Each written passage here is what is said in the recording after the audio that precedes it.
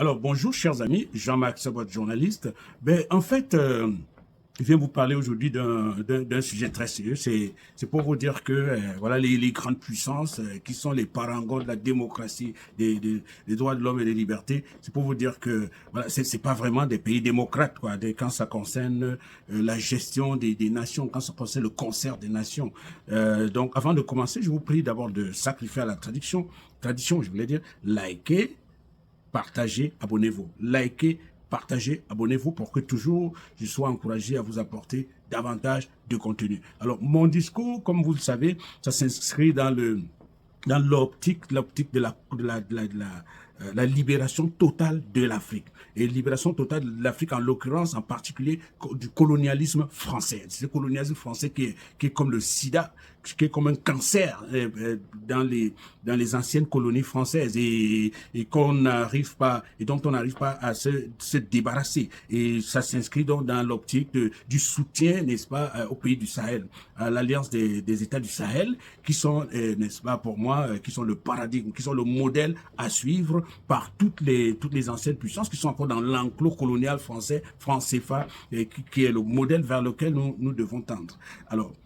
Alors aujourd'hui, je voulais revenir sur quelque chose que Poutine avait révélé.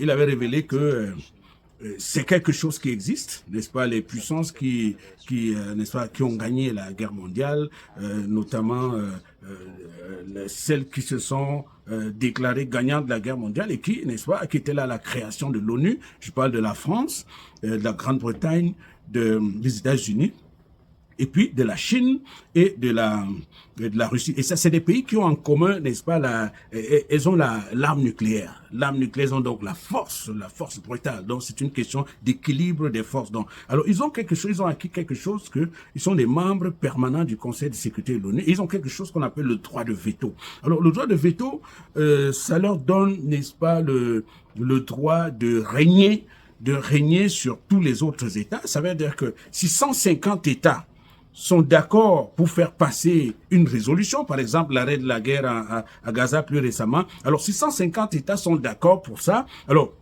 un pays comme la France vient, ou avec peut-être son allié les États-Unis viennent, alors ils placent leur veto et puis c'est terminé, quelle que soit la quantité des nations, quantité des pays qui étaient pour une solution ou une autre. Alors, ils placent son veto et puis c'est terminé. Alors, tous ces pays ont un gros problème depuis que la Russie est là, parce que c'est grâce à la Russie que les résolutions de la France, parce que la France avait l'intention de continuer les interventions militaires en Afrique, et puis c'est la Russie qui a bloqué toutes ces résolutions. Et puis c'est ça qui est devenu un gros problème, le premier plus gros problème entre la France et la Russie, parce que la France n'arrivait plus, elle voulait intervenir militairement, par exemple en Centrafrique, la France ne peut pas intervenir parce que la Russie a bloqué. Donc c'est pour ça qu'il n'y a plus eu d'intervention militaire. Et puis le président Poutine nous dit que depuis il plaide pour que tout le continent africain, qui n'a personne au Conseil de sécurité,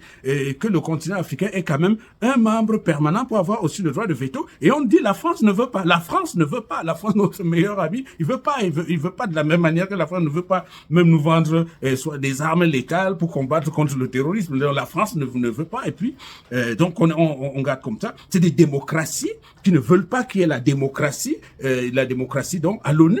Et il faut que ce soit clair.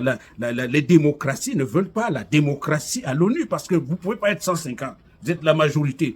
Et la majorité, il nous semble que démocratie, le sens de la démocratie, c'est le gouvernement de la majorité. Mais la France ne veut pas que la majorité s'exprime à l'ONU. Donc, donc voilà comment... c'est pour dire que ces pays ne croient pas en la démocratie. Et même si c'est Achille Mbembe, prix Olbert, qui vous dit que ces pays croient en la démocratie, et ces pays aiment que nous ayons la démocratie. Et quand ces gens débarquent pour nous dire faites la démocratie, il faut pas penser que c'est sincère, quoi. C'est probablement pour que nous soyons plus fragiles, pour qu'on ait des gens qui sortent de la compétition électorale et puis qui soient faciles à dégager et qui soient assez fragiles auprès de leur population, pour qu'il n'y ait pas les coups de frange, ou bien à défaut d'être des gens qui travaillent pour leurs intérêts. Alors, et quand ils cessent de travailler pour leurs intérêts, alors ils les dégagent. Donc, la démocratie, donc, elle n'existe pas pour ces pays-là. En tout cas, quand ça nous concerne, elle n'existe pas. Et j'ai dit, même si c'est les plus grands intellectuels qui vous disent ça, ils vous mentent, c'est pas vrai. C'est pas vrai. Donc, il est question donc pour eux, pour ces pays, qui tous sont détenteurs de l'arme nucléaire, voilà, pour tous ces pays ne croient qu'en la force brutale, la force militaire. Et c'est pour je plaide pour que les pays du Sahel, n'est-ce pas, deviennent la première puissance militaire en Afrique. Parce que c'est ça qui est primordial, ça qui est prioritaire. Être d'abord une force militaire pour se protéger. Parce que ces pays ne croient qu'en la force. Mais comment pensez-vous qu'un pays comme les États-Unis, qui a l'arme nucléaire, un pays qui a 800 bases militaires à travers le monde, comment pensez-vous que 800 bases militaires, c'est une démocratie qui fait quoi avec 800 bases militaires? C'est parce que ce qui est plus important pour les Américains, c'est la force militaire, s'imposer militairement. C'est vrai, 800 bases militaires à travers le monde.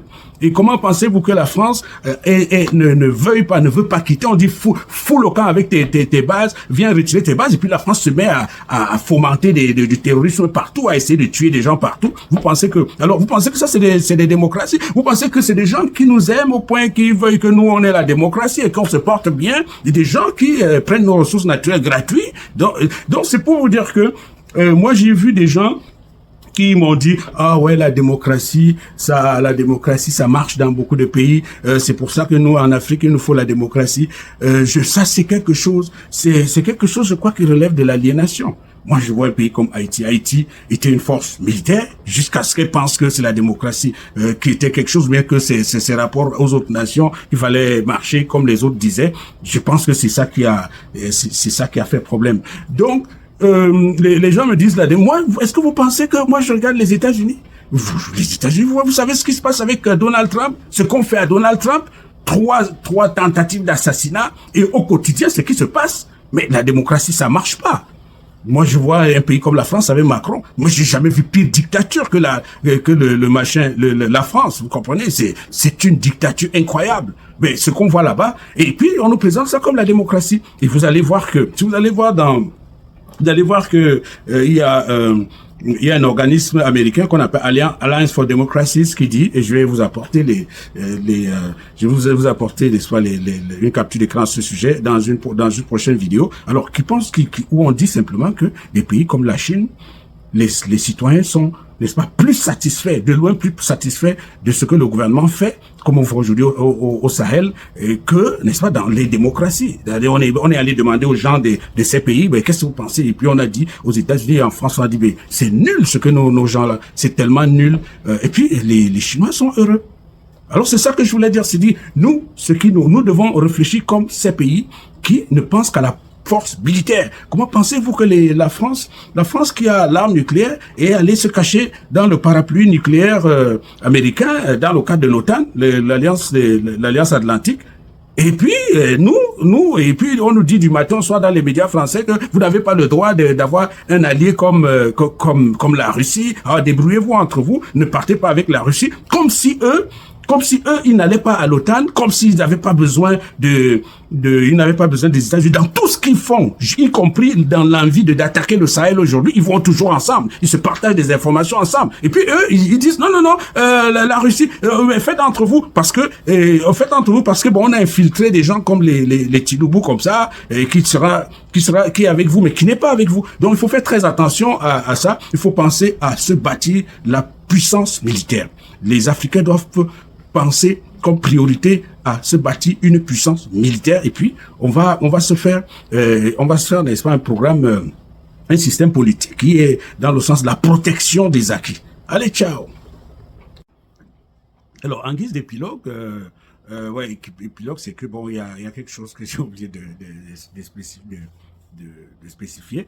Alors, en guise d'épilogue, donc, je vais rappeler ce qui s'est passé dans le cadre de la diplomatie, des résolutions de l'ONU qui ont conduit au bombardement, n'est-ce pas, en Libye pour détruire la Jamaïra arabe libyenne, qui était, comme vous savez, c'était un havre de prospère que tous les Africains admiraient. Les Africains avaient envie d'aller en Libye, y compris moi, quoi. Donc, alors, dans le cadre de cette diplomatie, et donc qui a été menée par Sarkozy, par la France, avec Obama. Il faut toujours le rappeler que c'est Obama qui est l'un des co-auteurs de la destruction de la Libye. Donc Obama et puis il y a eu n'est-ce pas, des complicités africaines donc comme Ouad du Sénégal. Euh, et on ne peut pas, on peut pas oublier à l'époque le président qui était président en exercice de l'Union africaine, parce qu'il faut savoir que c'est grâce à Kadhafi qu'on a fait l'Union africaine. C'est avec c'est qui a financé l'Union africaine, qu'on a financé le passage de l'OUA à l'UA. Donc, alors, il y a donc eu ces chefs d'État. Le chef d'État à l'époque, c'était le président, c'était Obiangé Mbazoko de la Guinée-Équatoriale qui voulait, n'est-ce pas, partir, qui voulait aller en Libye pour faire des pourparlers, pour dire, bon, parce que Kadhafi était prêt il était prêt à, n'est-ce pas, à entrer en négociation, parce que lui, il n'était même pas au pouvoir, en plus. Il n'était pas au pouvoir, et les grandes puissances le savaient qu'il n'était pas au pouvoir, mais ils se sont dit, oh, lui, il vit dans le désert, mais on va aller le tuer quand même, on va le tuer quand même. Bon, ils ont parlé avec lui, et puis eux, ils ne tiennent jamais leurs promesses, c'est des gens qui mentent comme voilà. Alors, il y avait donc ces complicités africaines, et parmi les complicités qui ont été directement là-bas à l'ONU, il y avait donc Jacob Zuma. Et Jacob Zuma qui a été entraîné là-dedans, comme on a entraîné la Russie. La Russie ne savait pas qu'on faisait on faisait une résolution pour créer une zone de non-exclusion aérienne, ils ont appelé ça comme ça, et la Russie s'est laissée prendre là-dedans, ils ont pris cette résolution pour aller détruire la Libye complètement, et puis Jacob Zuma est entré là-dedans avec la promesse, vous savez, la promesse de Nicolas Sarkozy d'être, n'est-ce pas, le prochain, ils lui ont dit, ben, la France veut que tout compte fait, qu'il y ait un membre permanent du Conseil de sécurité de l'ONU, qui est un Africain, Et puis ils ont dit, nous, on voit que toi, Jacob Zuma, l'Afrique du Sud est un grand pays, on veut que c'est toi qui sois membre du Conseil permanent, du Conseil permanent avec droit de veto. On veut que vraiment ça soit toi. Puis apparemment, les Sud-Africains, ils étaient comme, waouh, c'est intéressant ça. Et puis, la même chose, en bon escroc, ils sont allés voir aussi Goodluck Jonathan du Nigeria, ils ont raconté la même affaire. C'est-à-dire, tous ont eu, n'est-ce pas, une visite officielle à Paris, tapis rouge. Et puis, on dit, par contre, le Nigeria, on pense que ça peut être, et puis ça, il y a eu une petite guerre entre les deux, alors que la France n'avait aucune intention de s'imposer, ou bien d'imposer dans le petit cercle des membres permanents de l'ONU, n'avait aucune intention d'aller mettre un nègre, vous comprenez? Donc, c'est une histoire c'est un mensonge. Et puis donc, après avoir détruit donc la Libye, après avoir détruit la Côte d'Ivoire, après avoir bombardé la Côte d'Ivoire et enlevé Gbagbo, et puis voilà, la promesse était terminée, donc on n'en a plus parlé. Donc c'était comme ça. Et ce qui est intéressant, c'est que Jacob Zuma est venu après s'excuser. Jacob Zuma est venu un peu, voilà, dénoncer, n'est-ce pas, dénoncer cette affaire. Ce qui n'a pas été le cas pour Goodluck Jonathan, qui allait, n'est-ce pas, qui a poursuivi dans sa logique, qui est une logique d'un pacte secret entre le Nigeria et la France. Allez, c'est ce que je voulais ajouter. Ciao!